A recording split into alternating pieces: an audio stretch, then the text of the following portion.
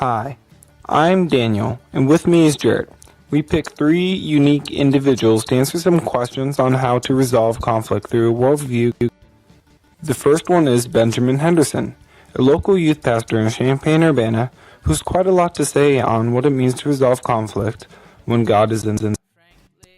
Well, I think it's, with youth ministry, there's really 3 different parties that you can be in conflict with. So you can have conflict with parents, you can have conflict with students, which is the normal thing, and occasionally conflict with leaders. Off the top of my head, I don't think I've ever experienced or had any conflict situations with, well, that's not true, I guess I have had conflict situations with other leaders. Because I think you have to do a slightly different approach for the different things. So when it's, kind of an adult to an adult, I think, just confronting it and saying, hey, this bothered me, or hey, this, when you did this, it made me feel such and such kind of way. And then just talking with them about it. I think with students, you have to be a little more thoughtful because they're still growing up, and so they don't always have a clear handle on kind of like what's really insulting or what's acceptable to say, or that, like, they can be disrespectful without them consciously being disrespectful, and so you have to approach it, I think, a little more cautiously. Like, you can't just bring a student up for a serious chat and then immediately come out with your guns blazing and be like, when you did, it was very rude. Like, you have to be a little more circumspect, I guess. Let me look it up. When Abraham is still together, or when Lot is still with Abraham before they separate, they reach a point where it's in Genesis. They reach a point where their flocks, like, they've gotten too big to stay together, and so Lot's shepherds and Abraham's shepherds are fighting because they're fighting over pasture for the flocks, and so Abraham and Lot, it's a conflict that they have to resolve. And I don't know if the passage is, I don't think it's directly about conflict resolution, but it is an example, of one that the Bible records. And basically what Abraham does is, as soon as he finds out about the problem, again, he goes straight to Lot, so he doesn't wait around and see, he doesn't go talk to Sarah about it, he goes straight to Lot, and they talk, and Abraham actually, because it, for him, was not about beating Lot or being victorious over him, but was about this reconciliation idea, he let Lot choose. Like, he said, I'll go one way, you go the other way, Lot, and you get to choose first. And so Lot chose his direction, and then Abraham went the opposite direction.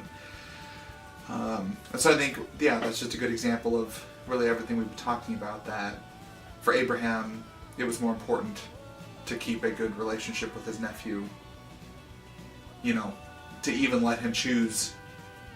Because in similar situations with me, like, let's say, I don't even know, like something minor, like where to eat dinner out or something with friends. It's like, I'm probably not going to be one to be like, well, why don't you just pick? Or like to give that kind of the prerogative to somebody else, I think is an act of extreme humility. But I think it's also a sign for Abraham that, once again, his relationship with Lot was more important than these other things. And I think, that's a good example for us, because our relationships with each other, which are reflections of our relationship with the Lord, as John talks about in 1 John, should be priority 1 over anything else. Melanie Jackson is the local leader of See You at Home and has worked through with a lot of conflicts concerning governments and other people, co-workers.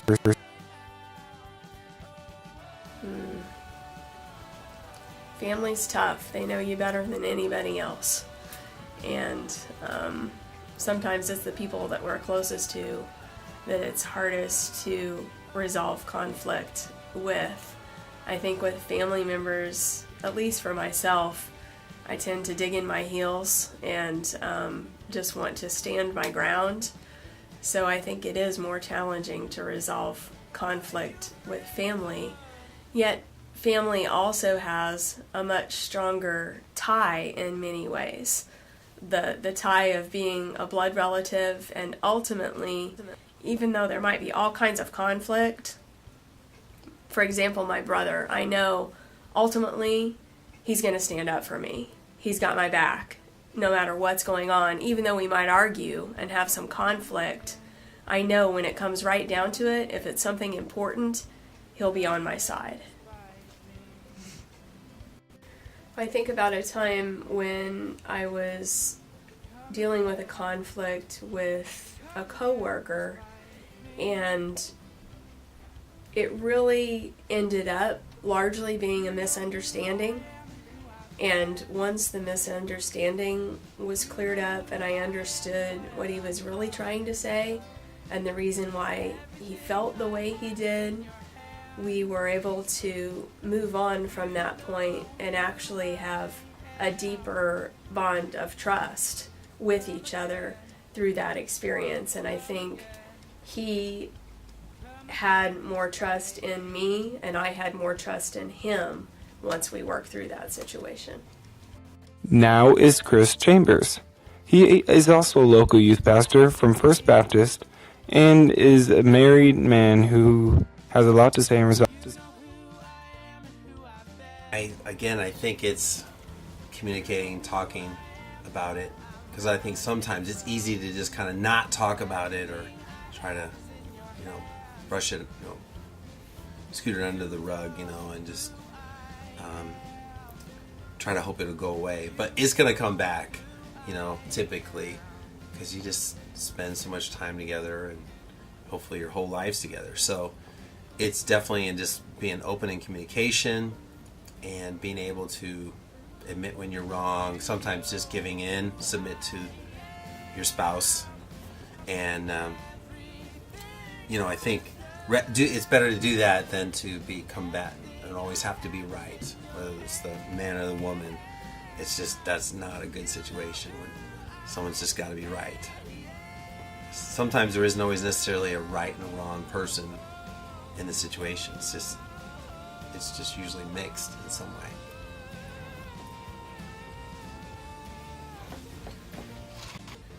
There was one situation where someone had been speaking very poorly of me publicly, and I resolved kind of in my thought life and in prayer that if this continued, that I would take a friend who's a friend of both of ours, to try to resolve the situation.